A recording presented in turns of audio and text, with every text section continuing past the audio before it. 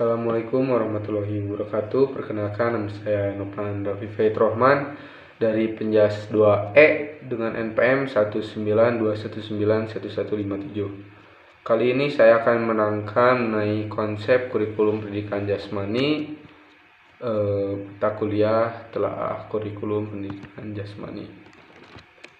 Langsung saja ke pembahasannya. Yang pertama yaitu pengertian pendidikan jasmani. Menurut Dediknas, pendidikan jasmani, olahraga, dan kesehatan merupakan satu mata ajar yang diberikan di suatu jenjang sekolah yang merupakan salah satu bagian dari pendidikan keseluruhan yang mengutamakan aktivitas jasmani dan pembinaan hidup sehat untuk pertumbuhan dan perkembangan jasmani, mental, sosial, dan emosional yang serasi, selaras, dan seimbang. Sedangkan menurut para ahli, yang pertama menurut Sukin Takha, pendidikan jasmani, olahraga, dan kesehatan merupakan bagian integral dari pendidikan total yang mencoba mencapai tujuan mengembangkan kebugaran jasmani. Terus menurut Samsudin, pendidikan jasmani adalah suatu proses pembelajaran melalui aktivitas jasmani yang didesain untuk meningkatkan kebugaran jasmani.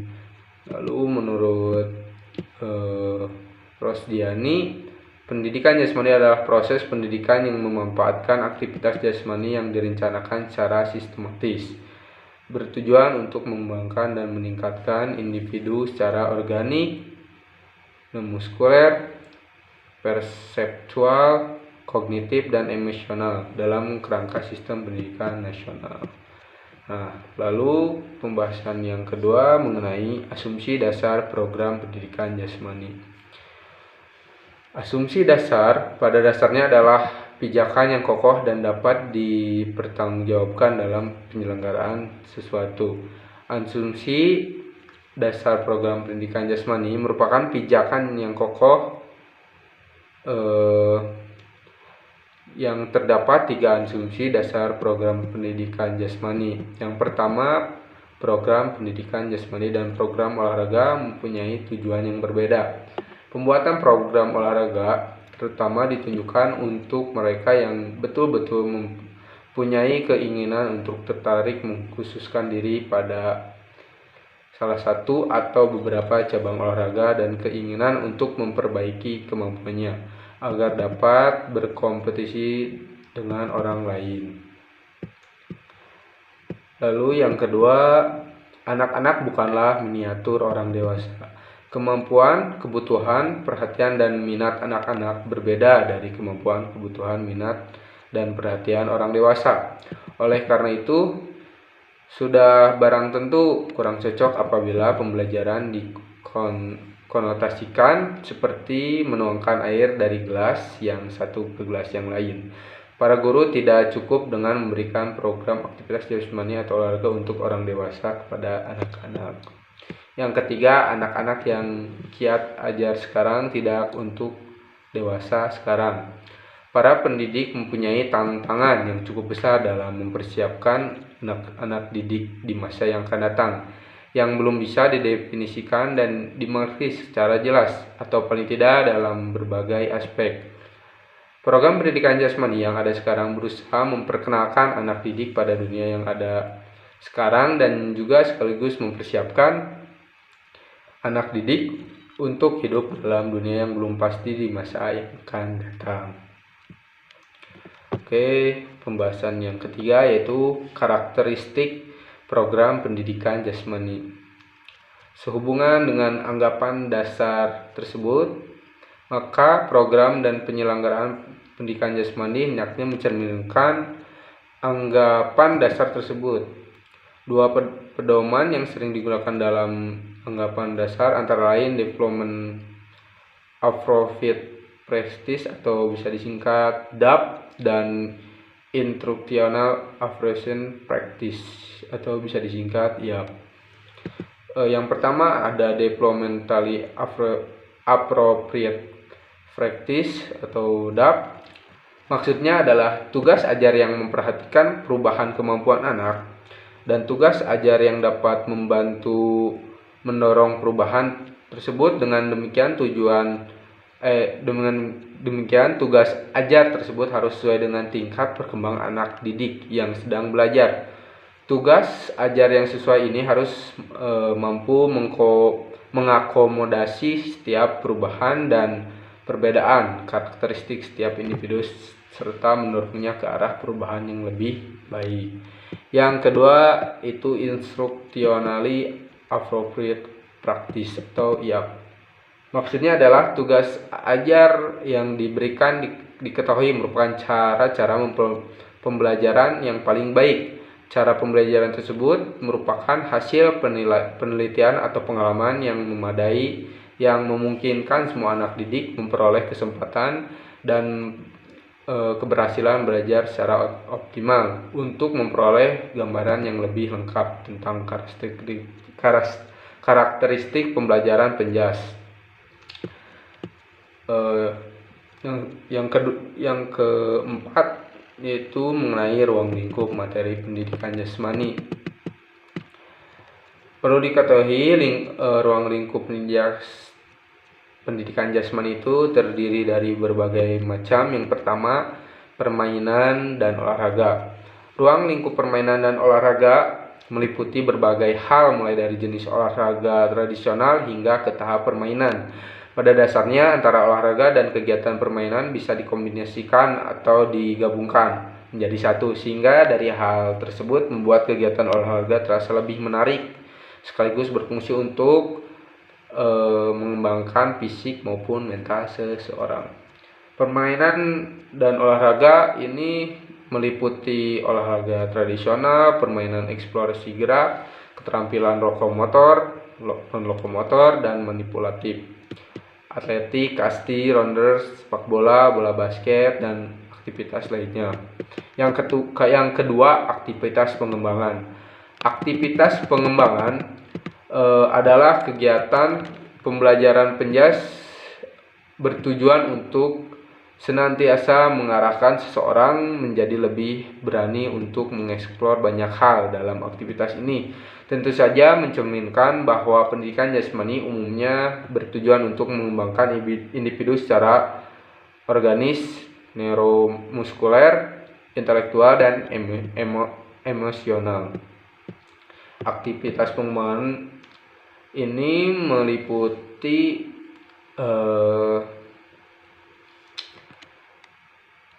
neurokosmolar, intelektual, dan emosional, meliputi mekanika sikap tubuh, komponen kebugaran jasmani, dan bentuk postur tubuh serta aktivitas lainnya. Yang selanjutnya ada aktivitas senam. Aktivitas senam tentunya bukan hal asing yang baru kita dengar. Aktivitas senam tentunya pernah kita lakukan, apalagi bentuk olahraga yang satu ini juga mudah melakukannya dan tidak perlu biaya yang mahal. Aktivitas senam meliputi ketangkasan sederhana, ketangkasan tanpa alat, ketangkasan dengan alat, dan senam lantai, serta aktivitas lainnya. Yang keempat, aktivitas ritmik. Pendidikan jasmani dalam aktivitas ritmik sebagai bagian dari yang direncanakan secara sistematis untuk mencapai tujuan dalam pengembangan sekaligus peningkatan ilmu dalam diri individu mengenai ilmu kognitif, emosional, dan lain-lain.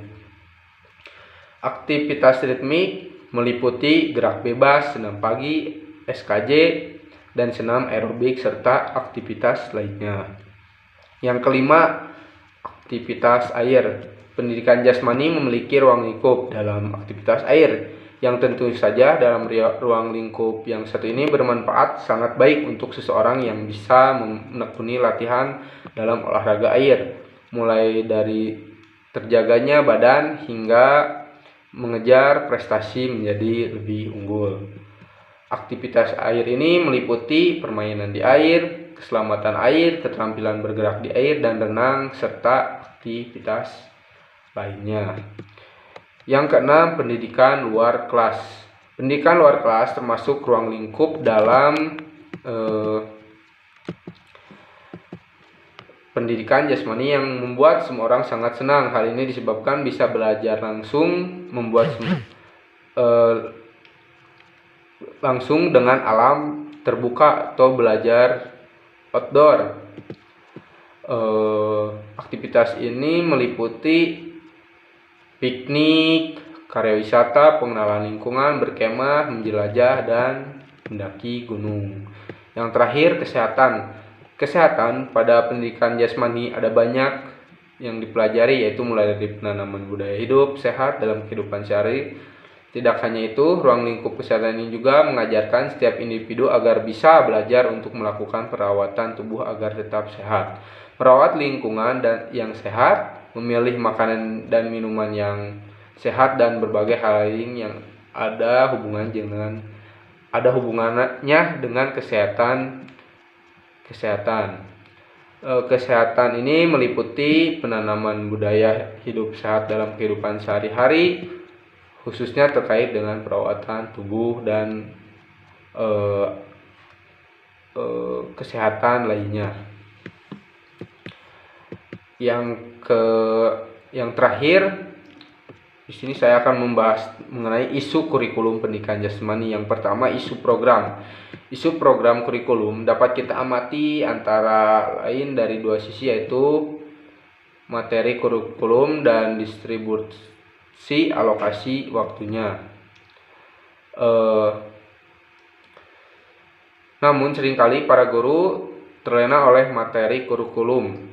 Materi kurikulum pada dasarnya merupakan berbagai gerak dasar yang antara lain dapat diklasifikasi ke dalam cabang olahraga atletik, permainan, senam, bela diri, dan olahraga tradisional. Kenyataannya ini sering menggiring para guru untuk melaksanakan diri mengajar olahraga yang untuk beberapa siswa mungkin belum saatnya karena persyaratan fisik dan koordinasinya belum memadai. Yang kedua, ada isu proses pembelajaran. Beberapa isu yang berhubungan dengan proses belajar, mengajar, dan perlu mendapat perhatian para pelaksana di lapangan antara lain adalah pengembangan dan variasi aktivitas belajar yang diberikan cenderung sedikit dalam hal pengembangan. Yang kedua, aktivitas pendidikan jasmani yang diperoleh siswa cenderung terbatas. Yang ketiga, siswa harus berpartisipasi dalam berbagai aktivitas penjas, namun aktivitas tersebut kurang membantu siswa memahami dampak bagi peningkatan kebugaran jasmani dan gaya hidup sehatnya di masa yang akan datang. Yang selanjutnya, peranan unik dari pendidikan jasmani yaitu belajar gerak dan belajar sambil bergerak cenderung kurang dipahami oleh para pengajar dan kurang tercermin dalam pembelajarannya. Selanjutnya, siswa kurang mendapat kesempatan untuk mengintegrasikan aktivitas pendidikan jasmani atau kurangnya waktu untuk belajar. Yang ketiga, mengenai isu penilaian atau evaluasi. Evaluasi merupakan bagian yang tak dapat kita pisahkan dalam pembelajaran. Evaluasi berfungsi sebagai salah satu cara untuk memantau perkembangan belajar dan mengetahui beberapa jauh tujuan pengajaran dapat dicapai oleh siswa. Yang selanjutnya, isu mengenai jumlah dan karakteristik siswa. Guru penjas sering dihadapkan dengan masalah jumlah siswa yang cukup banyak, mulai dari SMA, SMP, SD, dan lain sebagainya. Bahkan ditambah dengan siswa dari kelas paralel. Lebih rumit lagi karena yang dipelajari adalah sesuai dengan kemampuan fisik dan perkembangan mental yang berbeda-beda. Guru penjas harus menangani siswa 400 sampai 500 per minggunya. Yang kelima, isu sarana dan prasarana pembelajaran penjas. Kurangnya sarana dan prasarana pembelajaran penjas merupakan salah satu isu yang cukup merata dan sangat terasa oleh para pelaksana penjas di lapangan. Pada umumnya, sekolah-sekolah di Indonesia pada setiap jenjang pendidikan selalu dihadapkan dengan permasalahan kekurangan sarana dan prasarana ini. Yang selanjutnya isu keberhasilan kurikulum penjas, atau ini isu terakhir. Keberhasilan kurikulum pendidikan jasmani pada setiap jenjang pendidikan sampai saat ini masih dirasakan samar. Ukuran yang digunakan oleh setiap orang saat ini masih dirasakan samar dan cenderung bersifat lokal, belum menyeluruh sebagaimana tercantum dalam tujuannya. Namun demikian, salah satu indikator yang mungkin dapat kita telusuri adalah karakteristik para lulusannya. Untuk itu kita dapat bercermin pada karakteristik lulusan pendidikan jasmani yang dijadikan patokan di beberapa negara maju. Misalnya seperti yang dikemukakan oleh NASPE, yang intinya yaitu memiliki keterampilan yang penting untuk melakukan bermacam-macam kegiatan fisik, bugar secara fisik. Yang ketiga, berpartisipasi secara teratur dalam aktivitas jasmani, mengetahui akibat dan manfaat keterlibatan dalam aktivitas jasmani, dan yang terakhir, menghargai aktivitas jasmani dan kontribusi terhadap gaya hidup sehat. Ya, mungkin sekian yang bisa saya sampaikan. Kurang lebihnya mohon maaf. Ditutup dengan doa. Assalamualaikum warahmatullahi wabarakatuh.